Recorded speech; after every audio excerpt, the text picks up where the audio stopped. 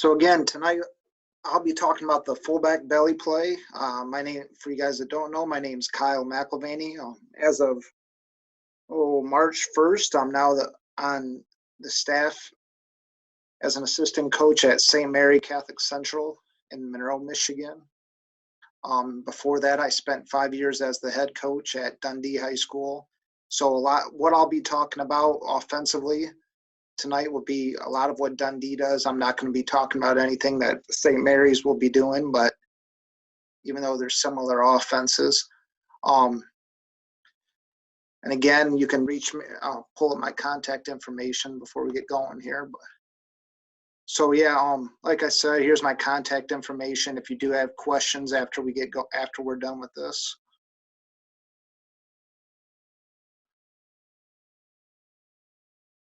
Just real quick, some lessons learned having done this now. This will be going into my 17th year of doing this.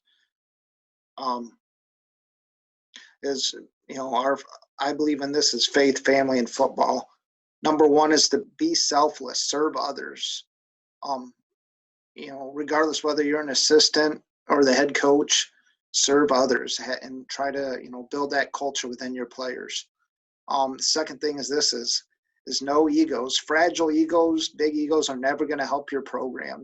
It's probably going to be what's going to sink your program the fastest. And I've always said this, especially when I was a head coach, if all our players learn from us is how to play a game, then we've failed them as coaches. I believe we have a stronger responsibility than just teaching them how to play a game.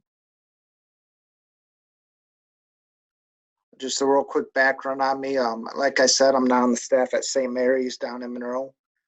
Before that, I spent 5 years as the head coach at Dundee High School. This past year, we qualified for the Division 5 playoffs and also had the number one overall GPA in Division 5 for Team Academic All-State. And I was a member of the 2016 AFCA 30 under 30 class. Before that, I spent my career coaching in Ohio.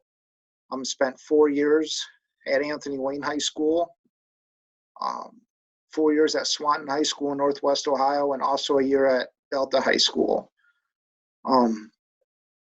Went to St. Mary's, so it's nice to be coaching back in my alma mater. And then I was also a graduate at University of Toledo, and I'll be graduating again from college from the University of Notre Dame this summer. And I'm also the director of inclusion at St. Mary's. We're the first Catholic high school in Michigan to have a full special education program. So I enjoy my job. It'll be nice to be in the building coaching there too. So our base offense is full house T.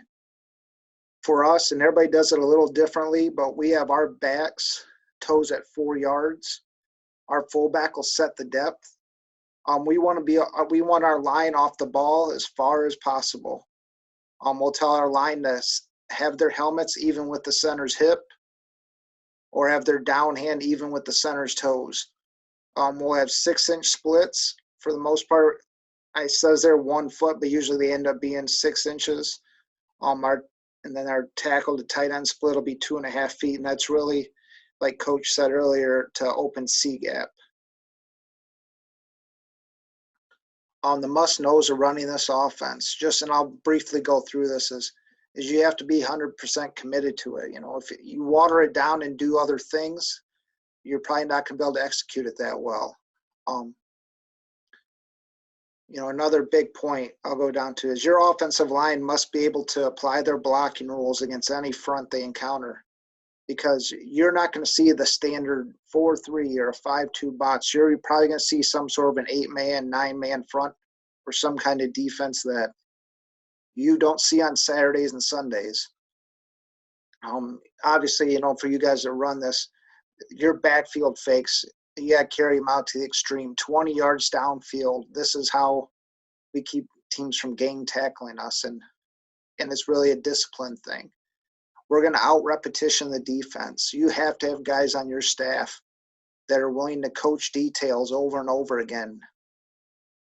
And obviously, like I said there at the bottom, you can't be all things to all people. There's going to be people that complain and tell you, hey, you got there's 9 guys in the box. Well, you have 10 blockers. So it doesn't just, you can't be all things to all people. Just be yourself and trust it.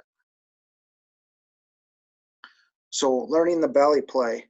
I learned this play from 2 respected coaches in Ohio. One being Mike Vickers, he was a head coach at about 6 different programs and turned them all around over 30 years. And the other one was his offensive line coach and D coordinator named Tim Spees, who's also been a head coach in Ohio, and he was one in Michigan. They both learned it from Skip Buckman at Memorial High School in St. Mary's. For us, belly's the second play that we would put in for the fullback after trap. When I was at Dundee and Anthony Wayne, Swanton Delta, we didn't run wide trap. Belly was always our answer instead of putting in wide trap. And where I learned it was the Dennis Crehan books, and also, if you can ever get a hold of it, the Hotline to Victory book by Woody Hayes. And also, I've heard good things about the book by Al Black called Attacking Modern Defenses with Belly Option. You can get a hold of that through interlibrary loan, since most of us teachers now have a lot of free time. It's, from what I hear, it's pretty good. For us, the fullback, at least in our offense at my previous stops, it's the equivalent to the tailback in the I formation. We're putting our best running back there. We don't really care if he's big or small, but we expect him to carry it 20 times a game or so. And we also expect him to be a threat in the passing game. So what you see below there, that's for the last 5 years I was at Dundee, the fullbacks I had. And as you can see, they all ended up being 1,000-yard rushers, except for the 1 year I split it between 2 kids. They're also involved in the passing game as well. And our number one play was just, what the Delaware guys would call waggle or boot, where the fullback would leak out in the flat off power. So 33 and 34 belly. It's our version of ISO, and we feel we can call it against any defense. We'll call this play early when we know from film that they have linebackers that are going to read guards, because as we've evolved over the years, we've gone away from X blocking or doing this or that. We just base block it as much as we can.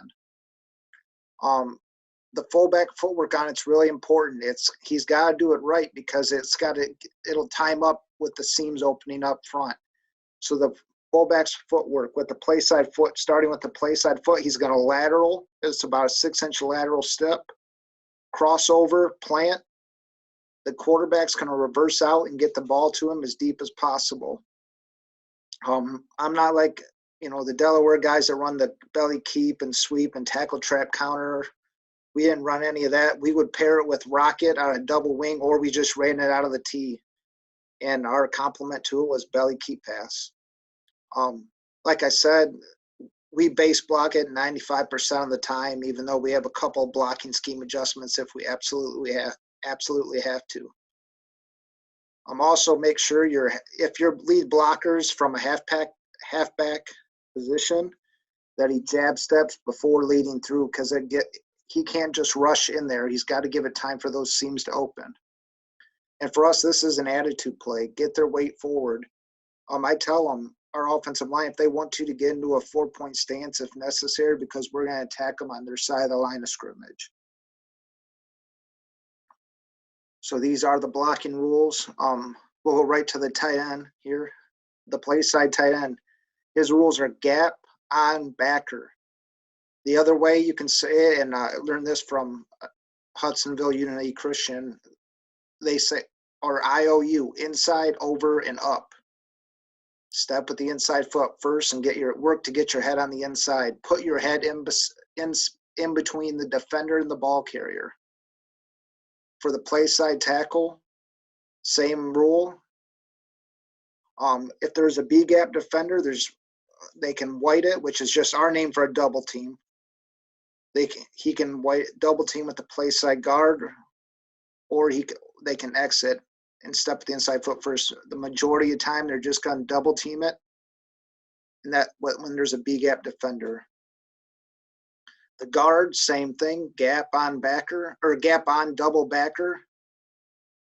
Center is on, and he's got to remember that he's got the backside A gap as well to a linebacker. And again, and then on the backside, all the backside linemen, their rule is inside gap to linebacker. And it's important for them that they're not wasting that block either, because when we're getting through the film, I'll show you, it's important for them to seal up that inside gap to get to linebacker level, because they'll form the cutback lane. Just a couple diagrams here, and then we'll get right to the film. So this would be against, a 5-4 is what we see commonly. We always have our backside halfback in the T. He just leads through. We used to lead him on like an option path, but we just stopped messing around with it. Now we have him lead through and go look for work. Against an even front with the open B gap. And honestly, for us, we have our quarterback. If we call 34 belly and say we call it to his side with a B gap defender, we'll try to check it to the open B gap if there is one. But just for the sake, say they move around up front or we get caught in a bad call, it might hit inside. But the key is, as long as that footwork is, the fullback is using that correct footwork, it'll give him time to see the seam and see the cutback lane. And when we do X, that's what it'll look like. We very rarely, I think maybe 2 or 3 times in 5 years did we exit. We don't mess around with it really. When I was at Anthony Wayne, we'd do this more out of our double wings sets though. When we had athletic quick centers, that was just something to mess with the linebackers.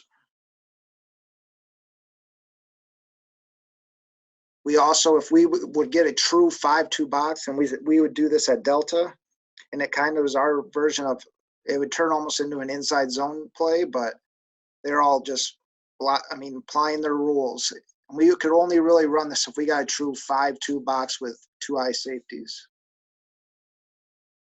So let's see here, get to the film.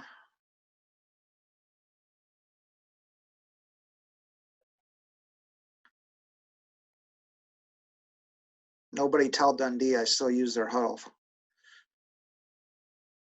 Let's see here.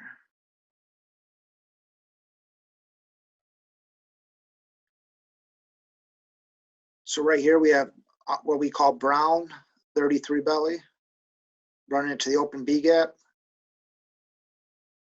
I don't like, we are a layered handoff team. We don't take it traditionally, and our fullback here does it incorrectly. We tell our linemen as well, we want to be blocking at thigh boards. And we don't do a very good job getting to the second level here on the cutback.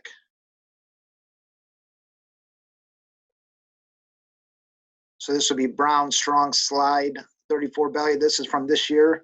So the whole night we've been running slide motion with the wing back and running belly.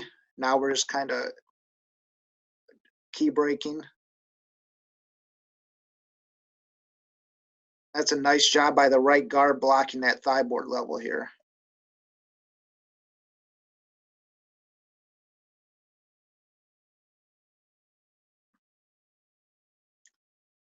Here we're unbalanced to the left, it brought the end over, and we're going to run away from the unbalanced side. And we blocked this incorrectly.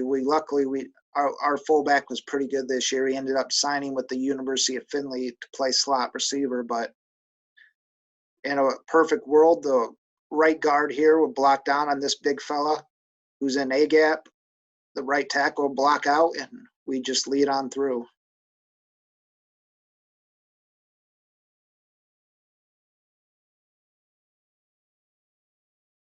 We do get in the gun a little bit. And it's pretty easy play from the gun. The rules still the same. And our lead back, I don't know what he was doing there, but that's what happens when you're under center 95% of the time and jump in the gun. Still. Good play.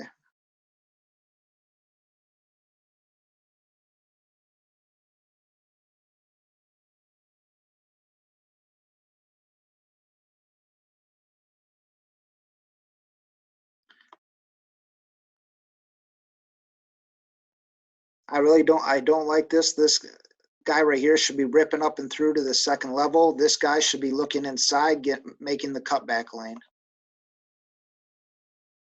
Because if they get there, there is one. 33 belly, so it'll be run to our left here. And we double team it because we didn't check it here, so we just run to the B gap defender. Still though, sometimes good players make plays.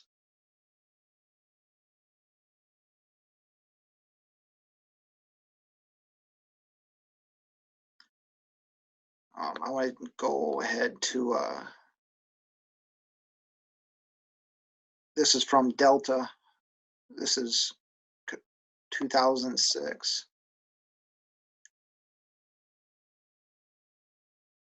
This was run a little more traditional with the X calls, but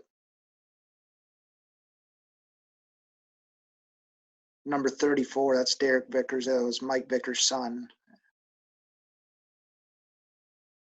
He'd end up going on to go to college for throwing and end up being a alternate for the Olympic team for throwing.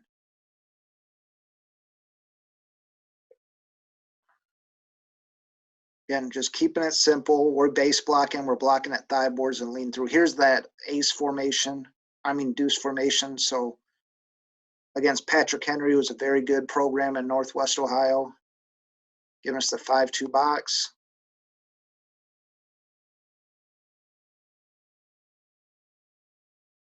And Derek read the cutback lane.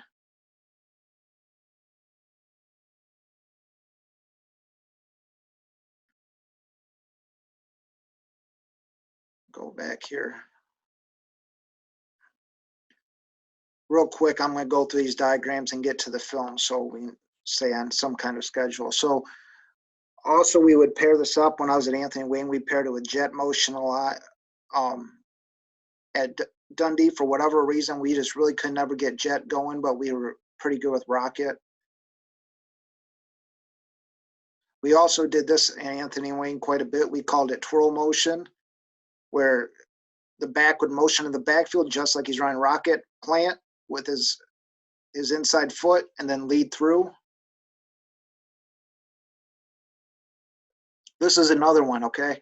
We didn't do this enough at Dundee, and I should have. So obviously when motion goes away from the play, people are thinking all you can run is counter backside or boot or reverse or trap. This gave us a way to run belly away from motion. And we could only run it if we had an open B gap look. But we'd have still, the rules still applied the same, but we'd have this tight end drop step with his inside foot and lead underneath. And we called that fold. This is our slide motion. So go right, click back to the film here.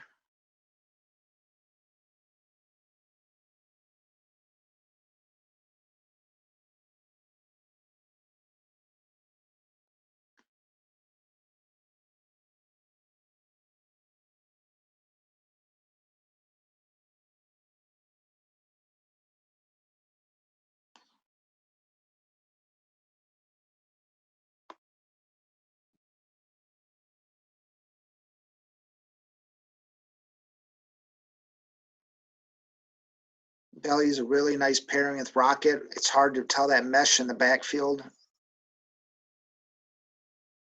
And especially linebackers are eventually going to cheat.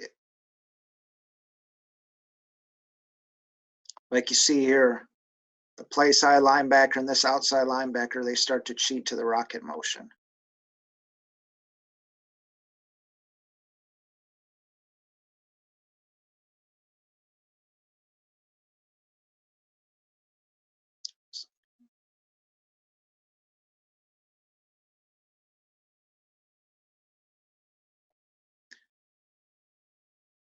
Again, we get a little bit of a cutback lane, but there was no real sense to go to it.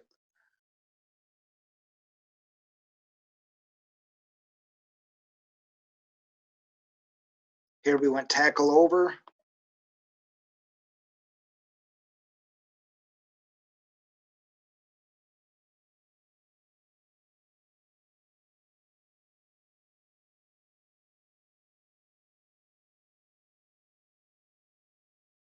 Just base block, take it all on. Keep it simple.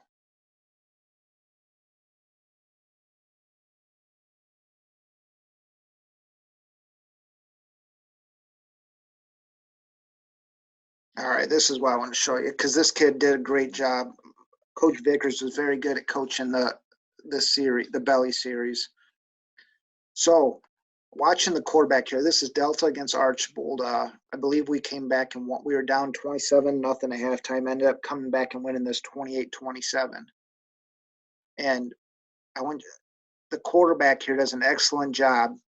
Mike always did a good job making sure this quarterback sold Rocket on this series.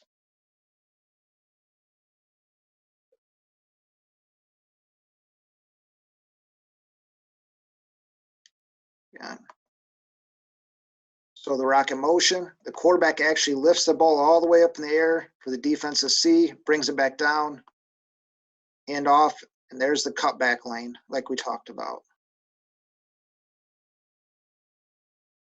Off to the races.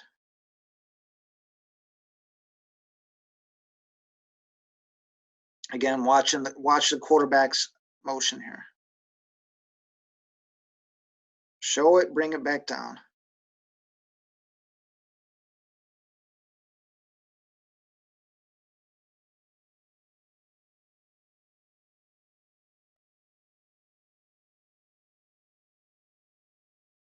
Little fly motion.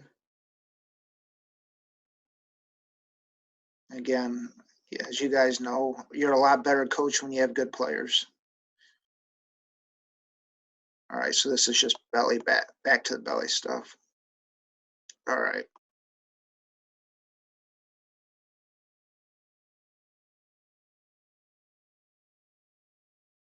So just some lessons learned through all this. Make sure you have a check with me system to the open B gap. Teach your quarterback how to do it. If you got a young kid in there, just have it be, call it in the huddle, like T34 belly check with me, and have them look to the sideline and you give them a signal whether to go with it or not. That's what we did our first year at Dundee. We like double tight formations because it made unbalanced defenses balance up.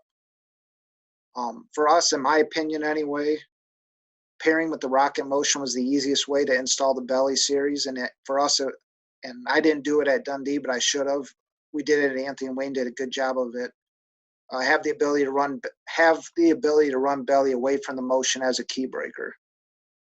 Obviously, like I said, the fullback's footwork is important and must be done correctly for those seams to open up.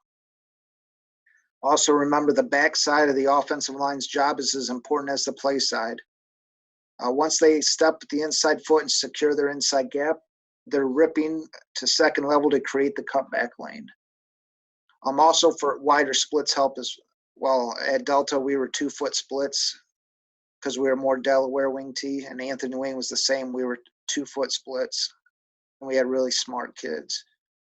Regardless of splits, you have to work with your work with your fullback on his vision and not putting his head down as he breaks the line of scrimmage. Let's see here. Also, you're going to eventually run into defenses that are going to read your quarterback's face mask. So obviously, because on the T and a lot of the Delaware plays, what he's going to reverse out to most of his plays. So make sure you have a call where you can open up to the play side and open up to run belly handoff to the fullback as deep as possible because they're going to start to read his face mask and which way he opens. Develop an if-then chart. I don't have enough time to go through tank, but I'll show it real quick.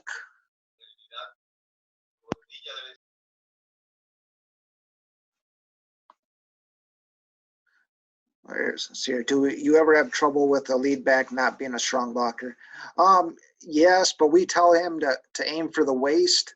And even if he aims for, so the question was, do you ever have trouble with the lead back not being a strong blocker? Yeah, and when we do have that issue, we just tell him to try to get his shoulder pads into the guy's waist. And even if there's a stalemate, we hope our back, I mean, we remember our fullback's going to be our best kid. So we hope that he can at least cut back or put his shoulder down and get 10 feet. So for us, this is what if-then chart would look like. It was made popular by Bill Walsh and Paul Johnson. I don't know if you guys can see that, but so like, for example, double three techniques, we can either have the blocking scheme adjustment or a new play. Linebackers walked up to B gap, run it as is, expect there to be contact sooner, or here's your possible new plays. And you can do this for really any offense or any play. Real quick, I'll show you the tank form. This is our tank formation. We ran this as an adjustment to start. This is when we knew we wanted to just run belly no matter what. We would break the huddle, sprint to the line of scrimmage, find the open B gap, and go.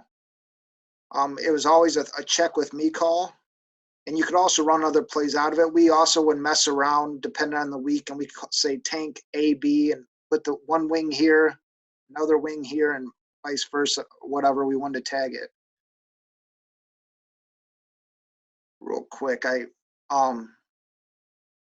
the drill we always used to run belly lock, called it sky is falling, meaning no matter what, we were going to run belly against it. Didn't matter what, because Mike Vickers' attitude would always kind of drive home that mentality of it. If we do what we do and they do what we do, then it doesn't really matter. Half line setup, that we had a scout coach could throw any front they wanted. The big thing here was the position coach's placement to evaluate technique. We had one guy always behind the guard, one right next to the tight end here, and one back here for the scout. And as the head coach, I'd be right here in the middle going. As soon as one side was finished, the other side went. And we would do this rapid fire. And it would be a great conditioner too. Because, I mean, we would get 4, 5, 6 reps in a minute. And the position coaches would pre-plan their rotations. So we got a lot of reps in a short amount of time.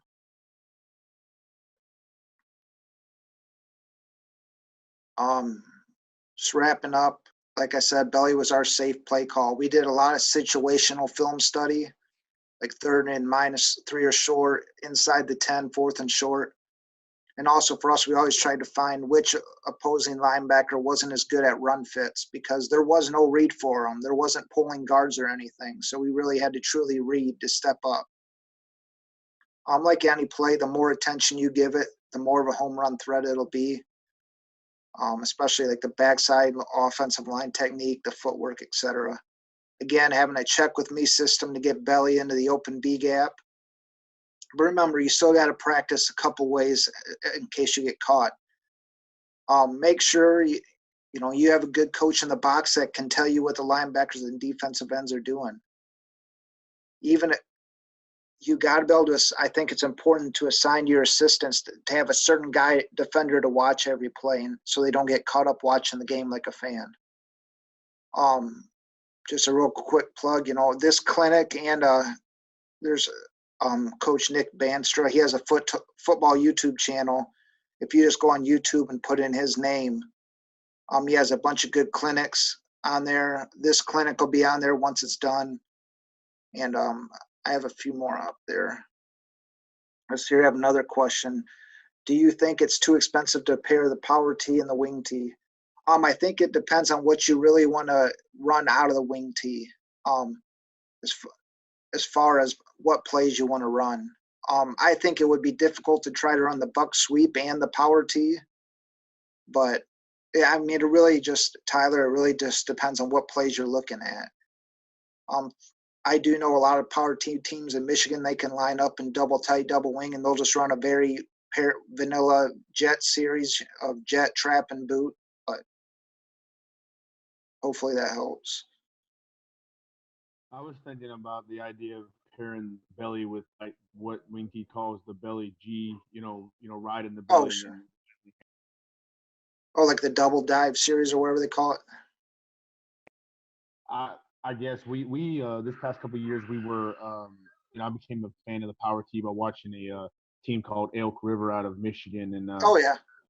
but we were this past couple of years we were based off of the Rich Stewart Pistol Wing T series, and a lot Yeah. of times when teams tried to really take away our belly by crashing hard on the defensive end, they could not stop us running 47 and 28 G.